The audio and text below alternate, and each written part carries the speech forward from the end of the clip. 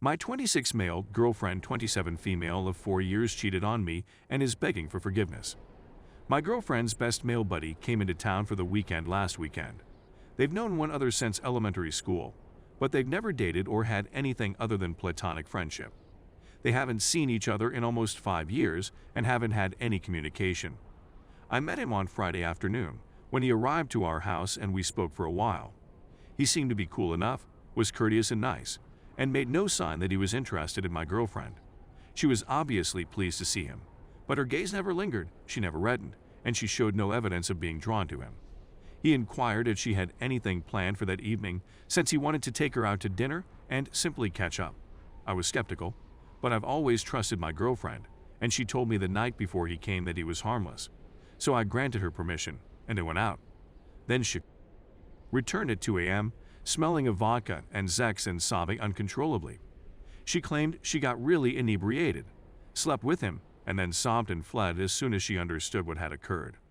By this moment, none of that nonsense had registered with me, and I couldn't hear anything beyond I dodged him. I was angry, and it took every ounce of self-control I'd ever had to keep from exploding. She continued weeping, went down on her knees, and apologized again. She said that being intoxicated is not an excuse and that she is prepared to go to any length to regain my confidence. The problem is, I'm not sure I want her back. I've never been dumped before. Cheaters, in my opinion, are subhuman garbage who do not deserve forgiveness or second chances. She was aware of how strongly I felt about cheating, yet she went ahead and did it anyway. And I can't picture being happy with her since I'll never forget what she did to me. I told her she had to give me access to all of her social media accounts in her phone, to which she quickly consented. I immediately begged her to stop communicating with her buddy, but she refused. I attempted to explain that he didn't respect her connection, but she stated they'd been friends for over 2 decades and she couldn't give it up. I was disgusted and ducked, and I'm 99% sure we're done. But I adore her, and she has helped me become a better person.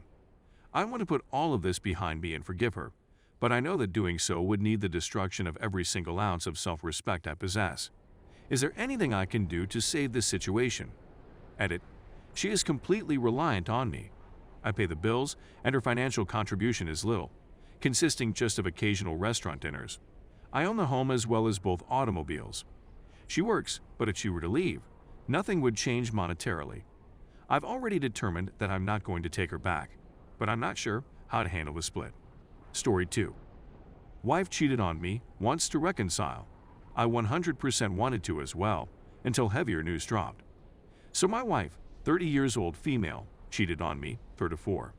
She confessed to me in a heartfelt letter. During the epidemic, we were experiencing some difficulties. We were so happy together for 8 years that we decided to marry. She began her 2-year study abroad program. I'm trapped in the United States, doing 2 jobs in healthcare. I've had disagreements with her where I shouted at her in public, permanently traumatized her. I pledged to improve on my emotional reaction in conflict situations. But because of our long separation, she had become distant from me. It was also more difficult to communicate with her. I've had to work so hard to get her to notice my progress. In terms of conduct, and I quit smoking, which was one of my vices that she claims pushed her over the brink. So 2 days later, she sent the heartfelt letter in which she admitted to cheating on me, expressed guilt for it, and said that it had only occurred once. I was devastated and didn't know what to do. I was taking my time and contemplating reconciliation. When I began to discuss the possibility of healing the relationship, she announces that she is pregnant and has been since April. She wants to return home to me and has no desire for the AP to have any involvement with the kid. I was serious about reconciling because I was prepared to let her prove to me that she wanted to work on us. However, the devastating news of this pregnancy has struck a different chord. And while I speak to her, she seems more repentant than ever. And she says she wants to reconcile, but I'm not sure how I feel right now. Is there a certain kind of therapist I can visit right now? I'm about to make the most difficult choice of my life. Edit. I wanted to share the touching letter with you in order to receive your feedback. My pals have all given me their thoughts, but I'd want to hear what you think. The names were altered for obvious reasons. Take note of the fact that she mentions someone called Sasha. Sasha is my marijuana connection. I used food emojis in my Venmo payments to him to make it seem like I was repaying him for food. She assumed I was speaking to someone behind her back. We used to have a big argument over it. My beloved spouse, the only way I know how to begin this letter is to express how pleased and delighted I am that you are working to improve yourself. I couldn't ask for more than to watch my spouse and closest friend strive to be the greatest version of himself. It's what I've always hoped for and prayed for all these years, and my prayers are now being fulfilled. Please know that although I understand that I cannot actually affect these choices, I've always been there for you, day by day, at your side, merely weathering the storms with you and trying not to lose faith. Hopefully, we will both be able to reflect back on these moments and allow them to fuel our love. For one other like never before, being so powerful that we could actually withstand any storm while avoiding it together, because we'd be too concerned with being delighted that we'd found one other again. Unfortunately, I realized through the years that I didn't fully know the guy I married. The act of waiting and hoping for change made me wonder, do I really know the real you? What is my spouse like now that he's sober?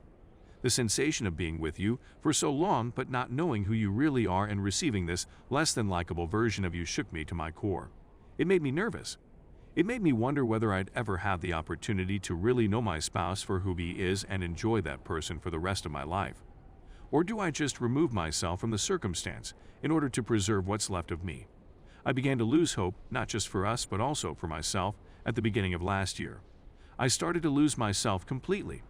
I began to blame myself for all of the bad things that happened in our marriage. Your smoking habit, anger issues, screaming, lack of honesty and communication in our marriage, and inability to be mentally present. I know I'm not flawless, but I could go on. But it was also during this time when I learned about Sasha. I know the tale now, but all I could think of at the moment was my spouse with another woman, taking her out to breakfast, supper, and so on. In my mind, I was wondering, what else are they doing? Is there any more Sashas? When did this happen? Why? Adding this to everything else I'm going through. Is it possible that I'm insufficient? My insecurities, despair, and anxiety were all at an all-time high. My fantasy of living a wonderful life with you was no longer a possibility in my mind. So I spent the whole year attempting to escape my troubles and concerns, which were the primary reasons for avoiding you, all while frantically trying to keep my head above water. Instead of addressing you, I simply checked out of our marriage out of fear. In every way, I felt because you had, I should as well. I knew you wouldn't change until it came from inside or from sheer willpower. Last year was the most difficult year of my life. I'm actually astonished I'm still alive and breathing. I wouldn't want it on anybody to be in such a dark place for so long, which I'm still in. The only thing I could come up with was to totally separate myself. I was mentally ready to split up with you. My adoration. It's difficult to put this into words without tearing down. I've been fighting for us for so long. All I needed was for you to battle beside me, to offer me a glimmer of hope that we may be able to turn things around and I could give you my whole attention.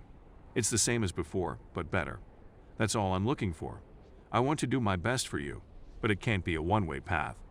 I need you to be there with me and give me your all as well. My chances of ever attaining it were dwindling. I absolutely lost control of myself. One method was to use alcohol. Being checked out and seeing our divorce brought me to my knees. I made the greatest blunder a partner could make. No matter how much I want to blame you for mistreating Hala and believing you were doing the same to her on a daily basis. I know this was never anything you deserved. Nobody deserves it. Even with the conditions being that it was a one-time affair, and there is no relationship, no link to this day, even with both sides completely acknowledging that it was 100% a mistake, clouded by drink and irresponsibility. It was so pointless that none of us can remember it. To the point that neither of us would ever talk of it again, preferring to go on with our lives as if nothing had occurred. But it did, and I'm coming forward to be honest with you because I now have hope for us that I didn't previously have. I haven't been the easiest person to work with.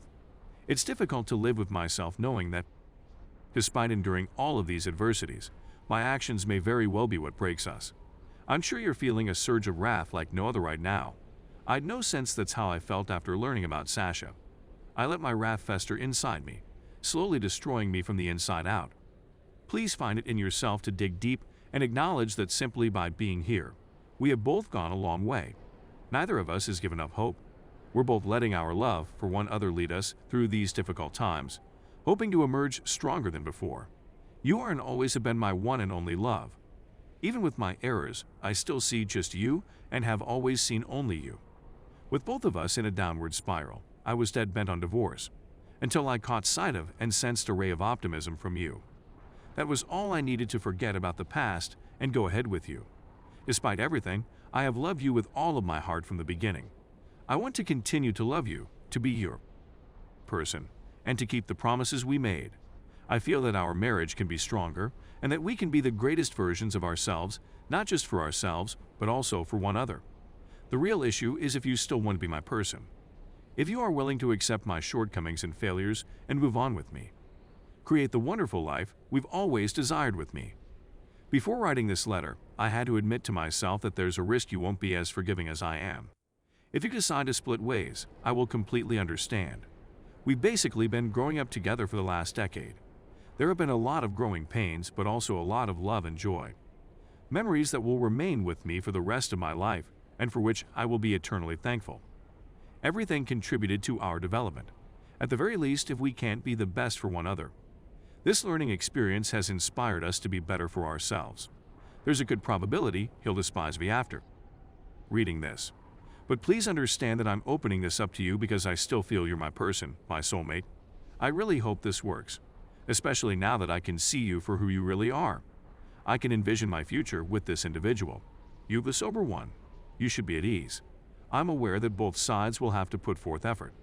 But if you love me enough to see beyond my faults and failures, I believe we can be the pair that everyone envies and idolizes.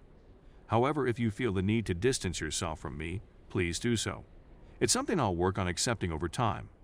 I simply wanted you to know that I never gave up on us until there was still anything worth fighting for.